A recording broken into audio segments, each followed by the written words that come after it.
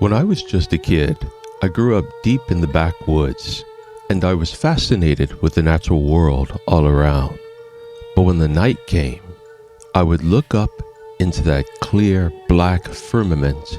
The Milky Way splashed from horizon to horizon, and countless thousands of stars, and I was mesmerized. I carried that fascination with the night sky with me all the way into adulthood, studied astronomy in university, and read everything I could find on the topic. And the joy and the fascination with the night sky never stopped.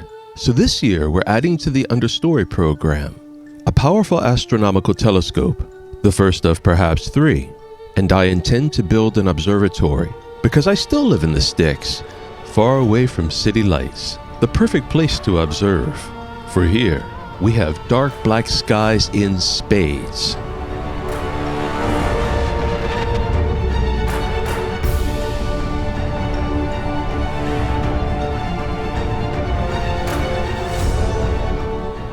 The field of astronomy and the night sky itself can be both thrilling, yet scary things. To illustrate, take a look at the image in front of you. In front of you, you see our galaxy, the Milky Way, and we inhabit one tiny corner of it.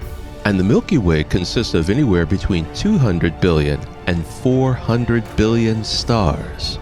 More stars than there are people on our entire world. And in the entire universe, there are countless tens of billions, hundreds of billions, no one knows, perhaps an infinity of galaxies, just like the Milky Way.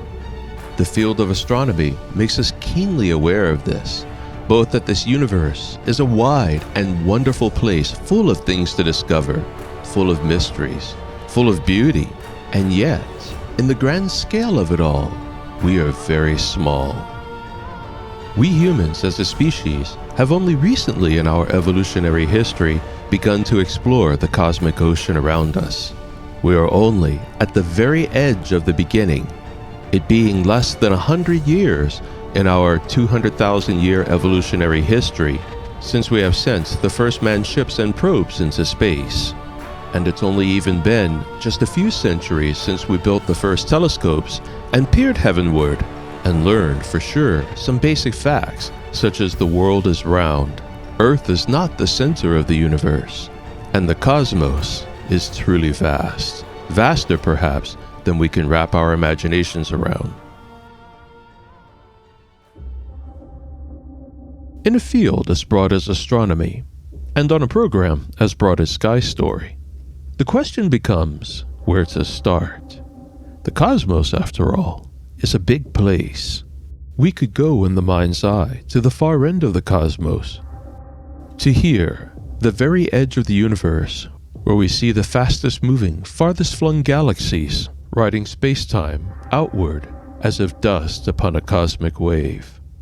Our universe would give the impression of expanding into something, but into what? A superuniverse beyond? This apparently eternal outward progression of our universe is one of the great mysteries of astronomy, and certainly a worthwhile place to begin. Or we could go to here, a neighboring galaxy, the one called Andromeda, which soon will merge with our own galaxy, the Milky Way. That of course is soon in cosmic time, a few billion years. Or we might look at neighboring nebulas. That is, if we think of neighboring on the scale of light years, billions of miles away. Or perhaps we might look closer to home, at the planets and other objects here within our own solar system. Our solar system is a rich and varied place. There are great planets such as the mighty Jupiter portrayed here, and thousands of asteroids and planet-like objects beyond. We will in fact study the path that science takes us, and not just science, for the cosmos is a beautiful place, so we will also follow the whims of that chase for beauty. In pursuit of these goals, we have at our disposal powerful tools that at no time before in history were available either to scientists or laypersons.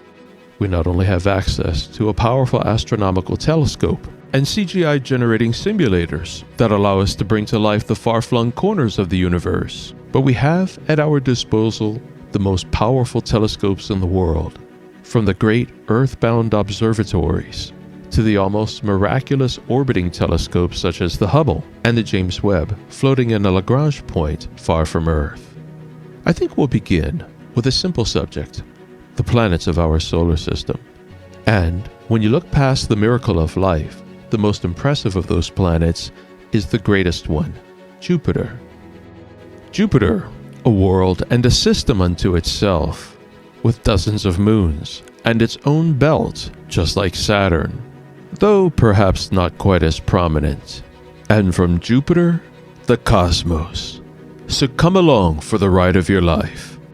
In Microstory, we look to the world so small that it is unseen. In Understory, we look to the wild woods and meadows all around us. And now, in the Sky Story program, let's look into the stars.